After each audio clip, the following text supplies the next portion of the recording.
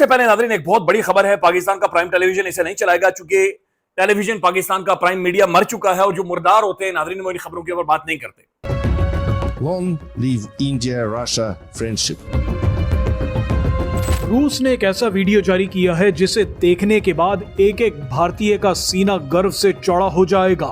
रूस के अंतरिक्ष यात्रियों ने इंटरनेशनल स्पेस स्टेशन में भारत का झंडा उठा लिया और उसके बाद एक धमाकेदार बयान दे दिया। और इंडिया का जो तल्लुकात है 70 साल पुराना है और इंडिया की बहुत बड़ी डिपेंडेंस रही है on Russia for both military and economic aid and trade, और ये 70 ईयर रिलेशनशिप है।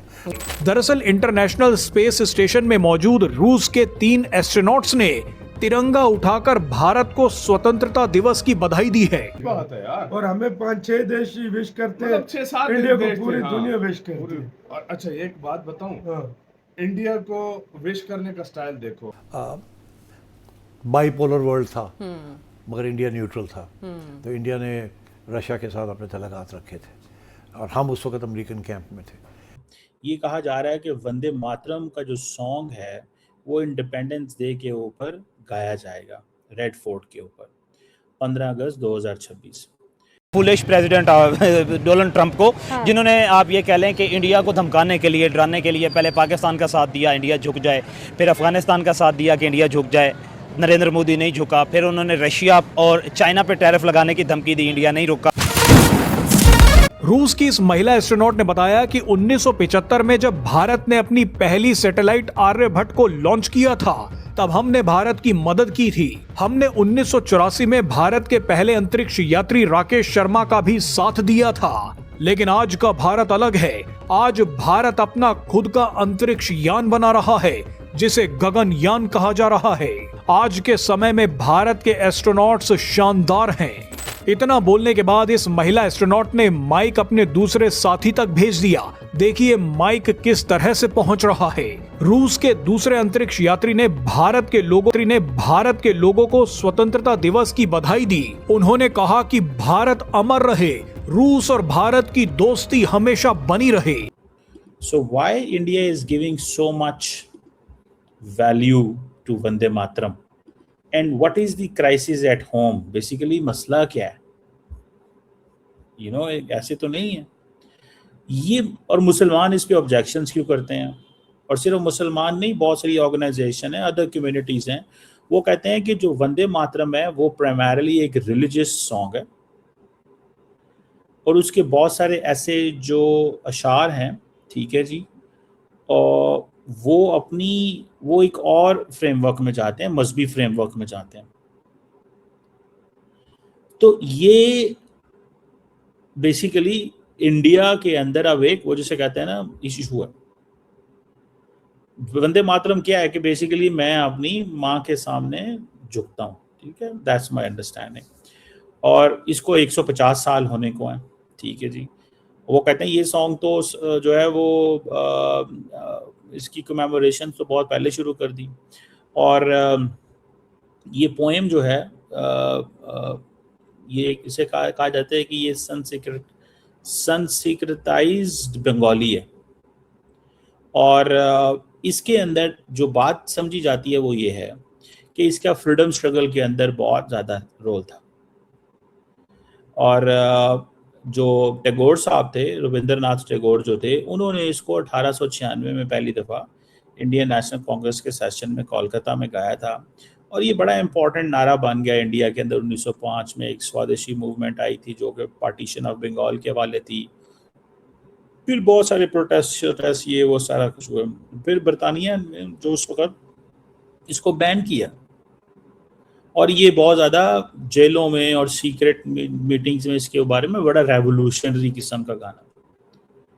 अब इसका जो ऑफिशियल स्टेटस है, कहा जाता है कि 1937 में कांग्रेस की जो वर्किंग कमेटी थी उन्होंने डिसाइड किया कि जो पहले 2 स्टैंजास हैं जो ब्यूटी है और हैं इंडिया की उस हवाले से बात करते हैं, वो यूज़ किए जाएंगे ऑफिशियल पब्लिक इवेंट्स में ताकि एक इंक्लूसिव सॉन्ग हो।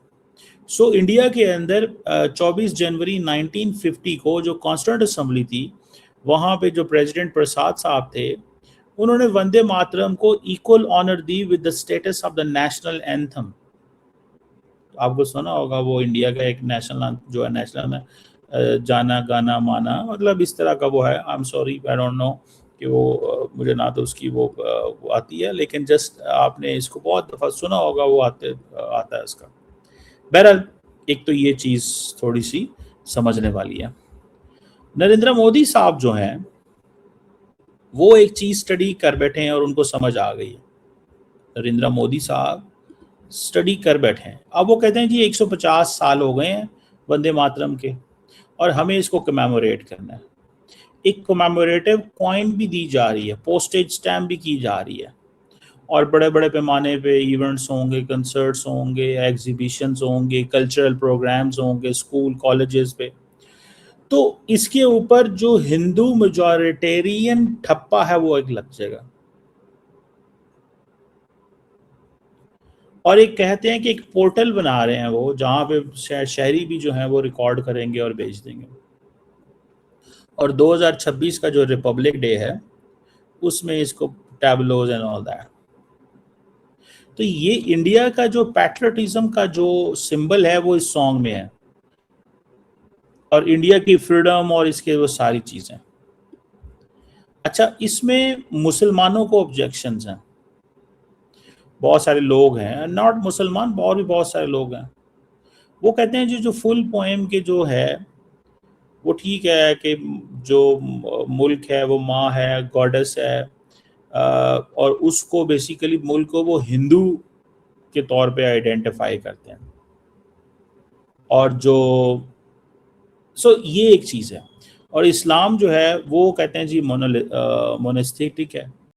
इन दोस्तों, आपका फास्ट नॉलेज फैक्ट में स्वागत है। अंतर्राष्ट्रीय अंतरिक्ष स्टेशन पर मौजूदा रूसी अंतरिक्ष यात्रियों ने भारत के 80वें स्वतंत्रता दिवस यानी कि 15 अगस्त 2026 से पहले अंतरिक्ष से भारतीय तिरंगा थामकर भारत को स्वतंत्रता दिवस की विशेष बधाई और शुभकामनाएं दी हैं। अंतरिक्ष से भारत रूस की मित्रता का यह संदेश पाकिस्तान को काफी जलाने वाला है। रूसी अंतरिक्ष यात्री पेत्रो दाउरो और अन्ना किकीना, इसके अलावा आंद्रे फैदावे ने अंतरिक्ष स्टेशन से अपने वीडियो संदेश में भारतीय ध्वज तिरंगा थामकर भारत के साथ अपनी गहरी दोस्ती का इजहार किया। इसमें 1961 में यूरी गागारिन की भारत यात्रा, 1984 में अंतरिक्ष में जाने वाले पहले भारतीय बने राकेश शर्मा का सोवियत अंतरिक्ष यान से सफर और भारत की महत्वाकांक्षी गगनयान मिशन में रूस के सहयोग व प्रशिक्षण का विशेष उल्लेख किया गया है। इसके अलावा रूसी दल ने भारत के स्वतंत्रता दिवस को आत्मनिर्भरता और समृद्धि की दिशा में एक महत्वपूर्ण यात्रा बताया, और साथ ही दोनों देशों की दोस्ती अंतरिक्ष की ऊंचाइयों तक अटूट करार दिया गया है। इसके अलावा यह सारी चीजें भारत के लिए काफी ज्यादा और भारतीयों के लिए काफी ज्यादा महत्वाकांक्षी है।